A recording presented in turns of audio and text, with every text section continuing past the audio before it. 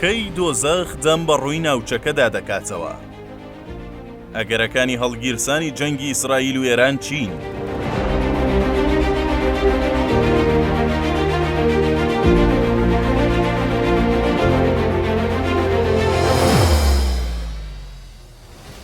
هەروەک بیرهێنانەوەیەک پێشتر و لە راپۆرتێکی تایبەتی ژووری شیکاری تیواردا باس لەوە کرا لە کاتی نزیک بوونەوەی ئەگەری جەنگی ناوەکی لە نێوان ئەمریکا و یەکێتی سۆڤیەتی پێشوو لەسەر دوورگەی بەرازەکانی وڵاتی کوبا، خڕۆشۆڤی سەرۆک کۆماری ئەو کاتی یەکێتی سۆڤیەت لە نامەیەکدا بۆ جۆن کەنەدی سەرۆکی ئەو کاتی ویلایەتە یەکگرتووەکانی ئەمریکا ڕاشکاوانە باسی لەوە کردبوو کە دەستپێکردنی شار بەدەستی خۆمانە، بەڵام کۆتایی بەدەستی کەس نییە و ئەگەر خێرا هەنگاو نەنین بۆ ڕاگررتنی ئەو جەنگە کاولکاریە، ئەوە دوور نییە دەرگای دۆزەخ بەڕووی جیهاندا بکرێتەوە.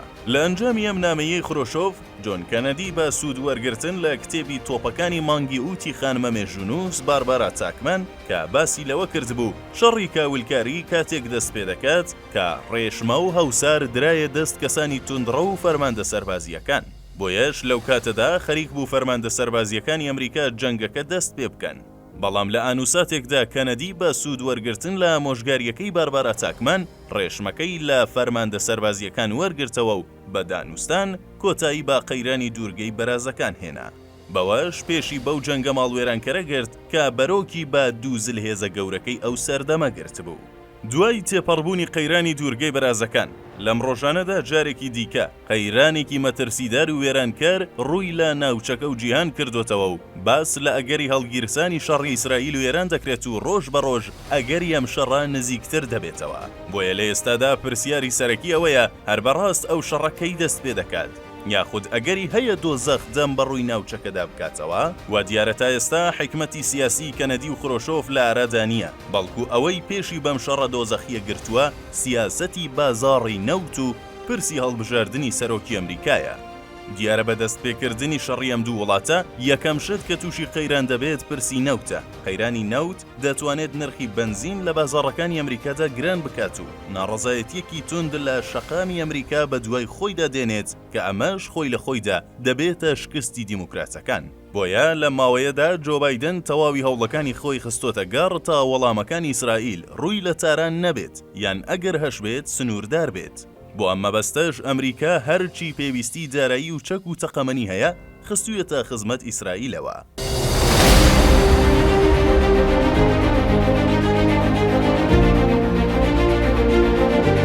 لێرەوە پرسیارێکی دیکە دێتە پێشەوە بەوەی ئایا دوای هەڵبژاردنەکانی ئەمریکا ئەگەری ئەو شەڕە هەر لە ئارادایە ڕەنگە وەڵامەکەی ئەرێنی بێت. گرنگە بزانین سەرەڕای ئەوەی لە قوپۆپەکانی ئێران لە لوبنان، غەزە و یەمەنیش تا ڕادەیەکی زۆر لاوازکراون، سەرەڕایەوەی بەهۆی هێرشی دووەمی ئەم ماوەیە ئیسرائیل بۆ سەر دامەزراوە موشەکی و درۆنەکانی ئێران بریندار و داخلە دڵە. بەڵام هێشتا هەر کەسانی توندڕە و سەربازی و ئایدۆلۆژیای ڕێبەری کۆماری ئیسلامی ئێران قسەی یەکەم دەکەن ئارەزویان لە شەڕی یەکلاکەرەوەیە لەگەڵ ئیسرائیل، چونکە پێیان وایە ئەمە بەرپرسیارەتی ئاینی و ئاخر زەمانیان لە گەردەندایە. لەولاشەوە سەرۆک وەزیرانی ئیسرائیل باش دەزانێت مانەوەی بەندە بە درێژەی ئەم شەڕە. بێگومان پەرەسەندن و درێژەکێشانی شەڕی ئیسرائیل و ئێران دەتوانێت گەرانتی مانەوەی نەتانیاهۆ بکات و گرنگتر لە هەمووشی هاتنەوەی دۆناڵد ترامپیش دەتوانێت کاریگەری لە پرسەکەدا هەبێت. دیارە ترامپ نایشارێتەوە کە ئارەزووی لە ڕێککەوتنێکی بازاڕی و ئابووریانە هەیە لەگەڵ ئێران. لەولاشەوە ڕێبەری ئێران ئەستەمە ئامادەی ئەوە بێت پاشماوەی تەمەنی خۆی هەڕاجی ڕێککەوتن لەگەڵ شەیتانی گەورە بکات، چونکە خامنەی وەهمی ئەوەی هەیە کە لە ناوبردنی ئیسرائیل دەتوانێت بارەقەڵەی ئەم دنیا و ئەو دنیای بێت. لەم ڕووەوە لە ئەگەری بەردەوامی شەڕانیەکان لە دەسەڵاتی ئیسرائیل و تاران، هەروەها سڵکردنەوەی تاران لە ڕێککەوتن لەگەڵ ئەمریکا بە سەرنجدان لەم ئاماژە سامناک و ڕژدانە دوور نییە شەڕانیە نقوبووەکانی ئایدۆلۆژیای وەهم و خەیاڵ ناوچەکە بەرەو خەرەند و لێوارێکی ترسناک بەرن. بەواتایەکی دیکە ڕەنگە بەم زوانە دۆزەخ دەم بە ڕووی ناوچەکەدا بکاتەوە و لەگەڵ خۆیشی ژمارەیەک دەسەڵات لەگەڵ خۆیدا بسووتێنێت.